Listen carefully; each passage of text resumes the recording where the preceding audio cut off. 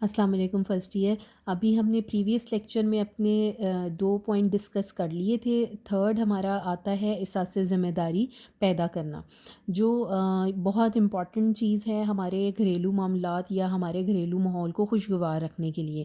اگر ہم اپنے اندر احساس ذمہ داری پیدا کرتے ہیں، چاہے ہم اسٹوڈنٹ ہیں یا گھر میں بہن بھائیوں کے ساتھ رکھتے ہوئے اپنا یہ رویہ، یا گھر میں جو ہے وہ میاں بیوی کوئی بھی رشتہ ہے، اگر وہ اپنے اندر احساس ذمہ داری پیدا کرتا ہے تو اس کا سب سے بڑا فائدہ یہ ہے کہ ہر انسان جو ہے وہ اپنا کام ذمہ داری کے ساتھ کرے گا، اور گھر میں نظم و ضبط پیدا ہوگا، اور کوئی بھی جو ہے وہ کسی بھی قسم کی پریشانی کا سامنا نہیں کرنا پڑے گا. اگر جو بہن بھائیاں آپس میں اس طرح کا رویہ اختیار کرتے ہیں تو اس سے سب سے بڑی بات یہ کہ والدین کی نظروں میں جو ہے وہ قابل اعتبار بن جاتے ہیں، اور چھوٹے بہن بھائیوں کو اسکول کا کام کروانا، ان کی پڑھائی میں ان کی ہیلپ کرنا، اپنی فرینڈس کے گروپ میں جو ہے وہ ایک دوسرے کے ساتھ چیزیں شیئر کرنا، اگر آپ کو کسی کو آپ کی چیز کی ضرورت ہے تو اس کو پرووائڈ کرنا، اور اگر آپ نے کسی سے چیز لی ہے تو وقت پہ اسے واپس کرنا، یہ تمام چیزیں جو ہیں احساس ذمہ داری میں آتی ہیں.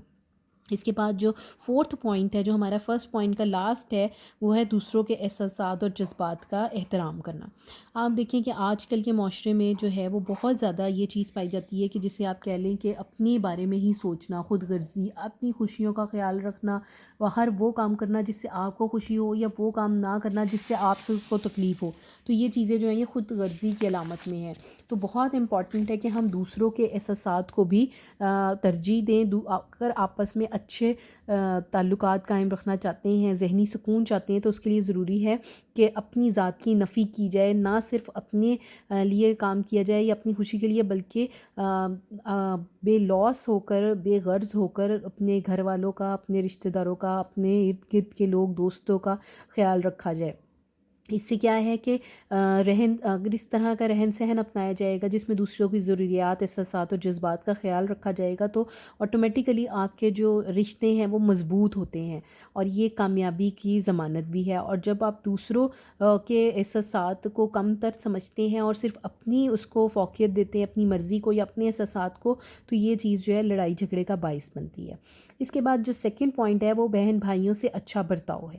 جس طرح ہم نے پہلے بھی ڈسکس کیا ہے، اگر گھر میں اچھا ماحول چاہتے ہیں تو اس کے لیے بہت ضروری ہے کہ آپ اپنے بہن بھائیوں کے ساتھ جو ہے وہ اچھے طریقے سے پیش آئیں. اگر گھر میں کسی بہن بھائی کی عادت اس طرح کی ہے جو کہ آپ کہہ لو کہ آپ کے لیے ناقابل برداشت ہے، تو اس کے لیے برداشت پیدا کی جائے، اس کو پیار اور محبت سے سمجھایا جائے، اور گھر میں جو ہے وہ پرسکون اور خوشگوار ماحول جو ہے وہ قائم کیا جائے.